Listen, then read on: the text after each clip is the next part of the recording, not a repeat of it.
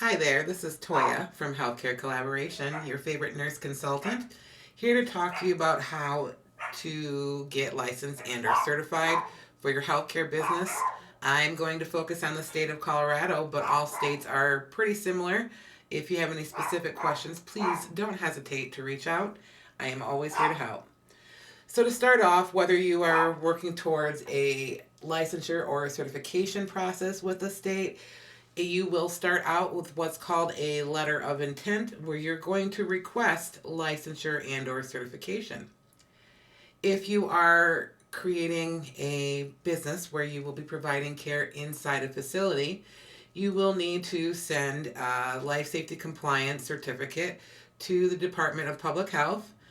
And they will take a look at your FGI plan, which is basically your facility type, and to assess your compliance to those regulations. Once you create your letter of intent and you send it to the state of Colorado with your application or certification packet, it will be sent to CDPHE and MAC, which is your Medicare Administrative Contractor. This is if you wish to bill Medicare. They will review your application, which will be on a form of 855. Depending on the type of business you wish to open, the form 855 will change. 855A, 855B. So you want to be mindful of which form you are filling out. So the MAC reviews your 855 form and notifies the department of its approval. This process can take anywhere between 90 and 120 days. I can tell you that processes are taking longer, so you definitely want to get that information in as soon as possible. So one thing I want to mention is that oftentimes when applying on these license or certification applications, there are errors made, and that can definitely slow down your process.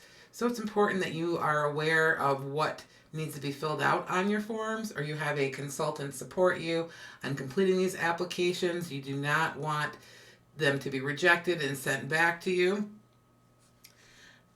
So then once CDPHE has accepted your application, as well as CMS has accepted your application, a health survey is conducted and FGI compliance has been assured. So this is if you're working in those buildings, FGI is going to be a component for you. Home health agencies and home care agencies, FGI is not a component to your licensure and or certification. So once you have a health survey, the state will come in, perform a survey. If you're an initial, most oftentimes those are performed remotely. You're going to send in your policies, your procedures, and any type of business information as to how the business plans to operate and care for clients and or patients. Once you have the survey performed, if you are given any citations, it will require corrections. And if you have me, you will not have any corrections, and therefore you will not need to make them. So once you go through the survey process and any corrections you need to make, the state accepts them, and then you are issued a license. And basically, your license is your way to conduct business.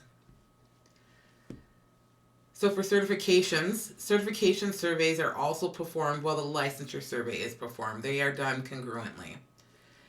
And therefore, you may need to make corrections if you have any citations, at which then CDPHE or your state will recommend to CMS to allow you to bill Medicare. And then CMS will notify the facility and or agency that Medicare and Medicaid is certified.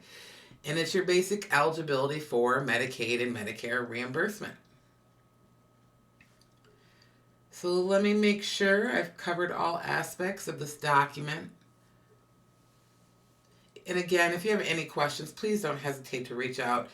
The licensure and certification process are congruent. So your survey will happen at once together, And it's really easier that way. They kind of go hand in hand.